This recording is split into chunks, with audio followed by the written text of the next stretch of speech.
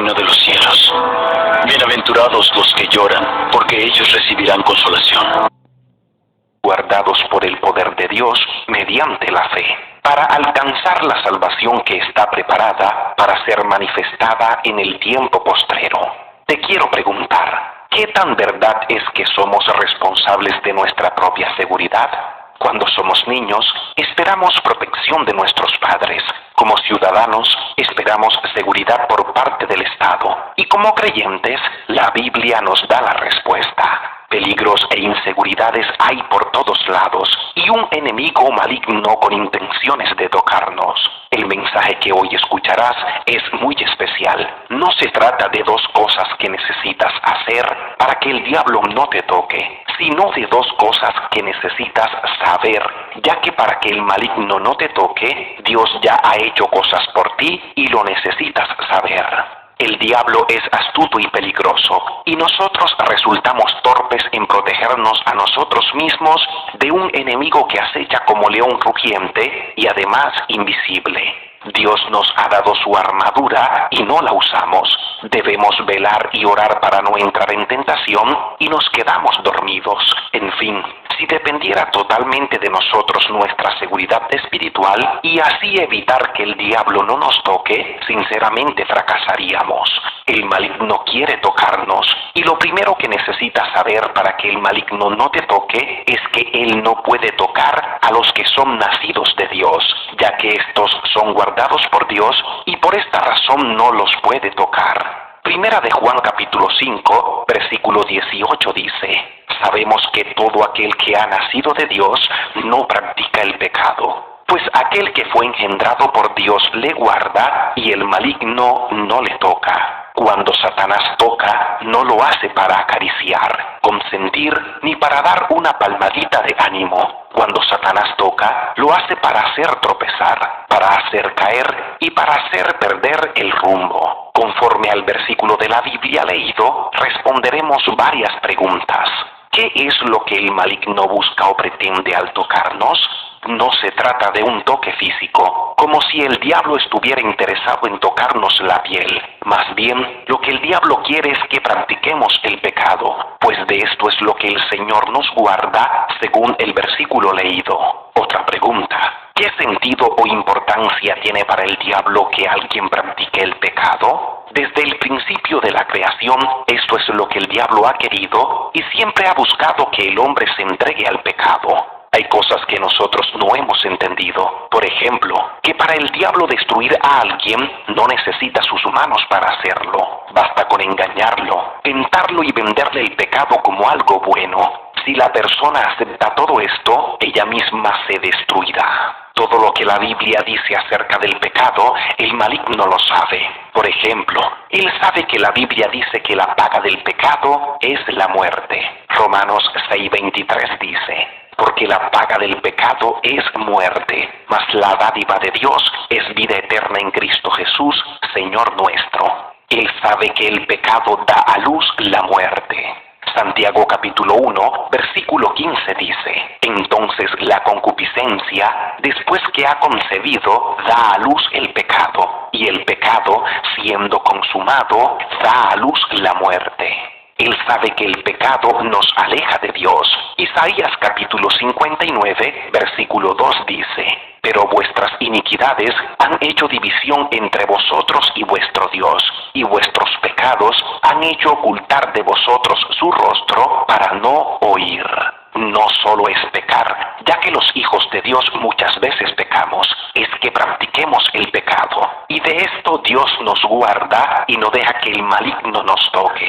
No es solo que pequemos, lo que el diablo busca es que en todos nuestros hábitos el pecado esté presente, que la mayoría de nuestros pensamientos sean pecaminosos, que pecar sea un deleite y que pequemos sin importar lo que Dios piense al respecto. Todo esto es lo que el diablo busca al tocarnos, pero no te preocupes, el diablo no puede tocar a los nacidos de Dios.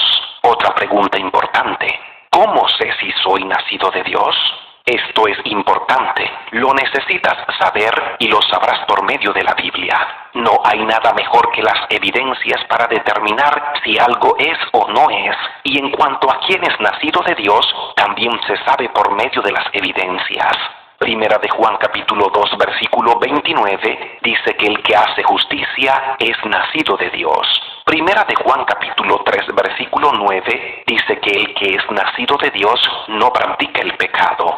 Primera de Juan capítulo 4 versículo 7 dice que el que es nacido de Dios ama. Y Primera de Juan capítulo 5 versículo 1 dice que el que es nacido de Dios cree en Cristo. Los hijos de Dios son nacidos de Dios y Él los hace su propiedad. Y para que el diablo pueda tocarlos, hacerles daño o destruirlos, debe pasar primero por encima de Dios. Dios dejar de ser quien es, y esto es imposible. Los que son de Dios, Dios tiene un plan para ellos y no serán tocados. Los que son de Dios son amados por Dios y son guardados. Los que son de Dios han cortado toda conexión con el diablo. El diablo no puede hacer lo que quiera con los que son de Dios. Una cosa es que el maligno quiera tocarte para arrojarte al lodo del pecado. Otra cosa es que Dios deje que eso pase. Dios tiene alas con las que nos cubre y un manto con el que nos protege. No solo esto, es que a los que son nacidos de Dios, Dios les da su espíritu en ellos, el cual hace que sus motivaciones, deseos, pensamientos y acciones cambien, dándoles así poder para vencer. Entérate, si eres hijo de Dios, eres vencedor y siempre vencerás.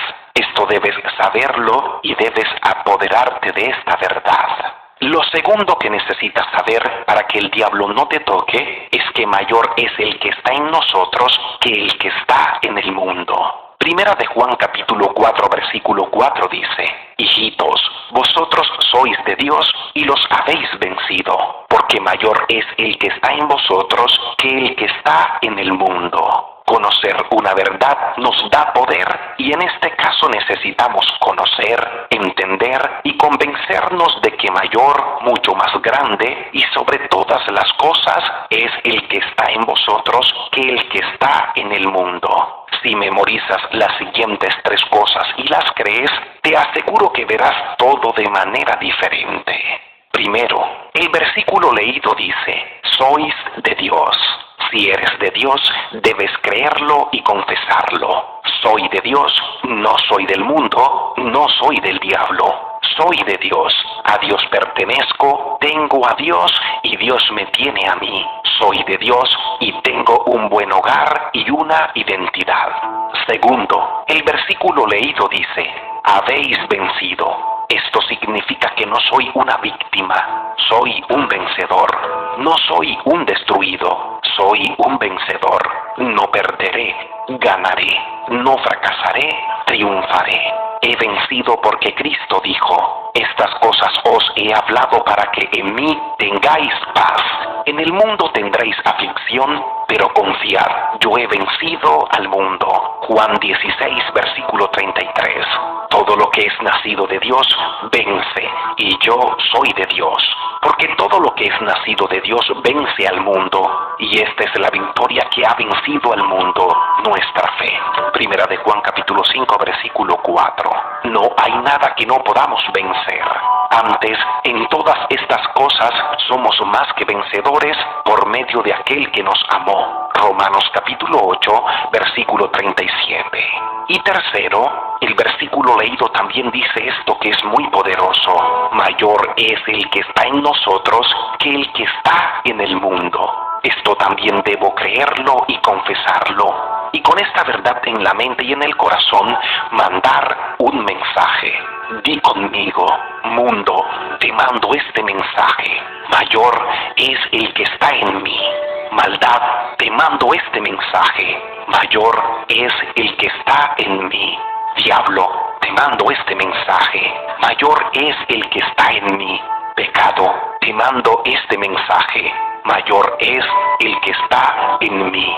A cualquiera que me quiera hacer daño, les mando este mensaje: mayor es el que está en mí.